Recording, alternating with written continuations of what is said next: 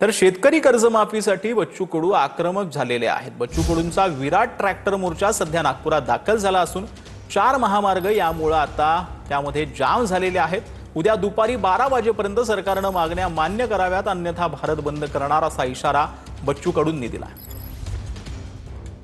तर आपले प्रतिनिधी सुनील ढगे सध्या जिथे बच्चू कडूंचा चक्का जाम आंदोलन सुरू आहे तिथून आपल्या सोबत लाईव्ह जोडले गेलेले आहेत।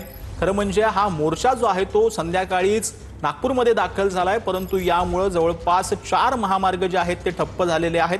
बच्चू कडू जे आहेत ते 7/12 कोरा करण्याची मागणी करतायत। सध्याचं तिथलं वातावरण काय आहे? बच्चू कडू आपल्या भूमिकेवर ठाम असल्याचं पाहायला मिळतंय।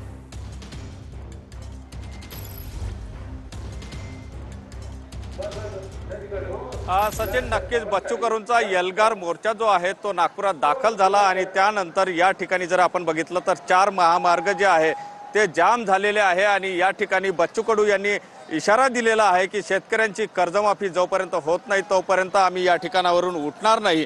आणि एवढंच नाही तर आज तर महामार्ग बंद झालेले आहे, मात्र उद्या रेल्वे बंद होऊ शकते, विमान सेवा सुद्धा बंद होऊ शकते, अशा प्रकारचा इशारा सुद्धा बच्चू कडूंनी दिलेला आहे। आणि आपण या ठिकाणी जर बघितलं तर हा नागपूर जबलपूर महामार्ग आहे आणि या महामार्गावर जामठा या परिसरामध्ये आपण या ठिकाणी बघू शकतो की शेतकरी आणि बच्चू कडूंचे कार्यकर्ते जे आहेत ते मोठ्या प्रमाणात या ठिकाणी बच्चू कडूंच्या आंदोलनामध्ये सहभागी झालेले आहे। आणि या ठिकाणी एकंदर परिस्थिती जर बघितली तर बच्चू कडू जे आहे ते शेतकऱ्यांच्या कर्जमाफीसाठी आक्रमक झाल्याचं चित्र पाहायला मिळते।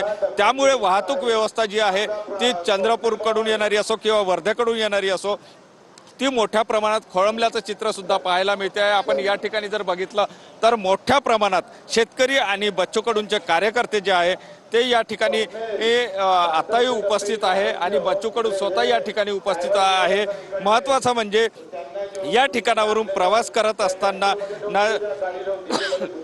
जे आहे ते पुलगावचे आमदार जे आहे ते सुद्धा या ठिकाणी अडकलेले होते आणि त्यांनी सुद्धा बच्चू कडूंच्या या आंदोलनाला जो आहे तो पाठिंबा दिलेला आहे। या ठिकाणी ते थांबून आहेत आणि मुख्यमंत्र्यांशी आपण बोलणार असल्याचं सांगितलं आहे। मात्र सुनील, या संपूर्ण माहितीसाठी धन्यवाद। आपल्याकडून वेळोवेळी या संदर्भातल्या अपडेट जे आहेत त्या घेतल्या जातील।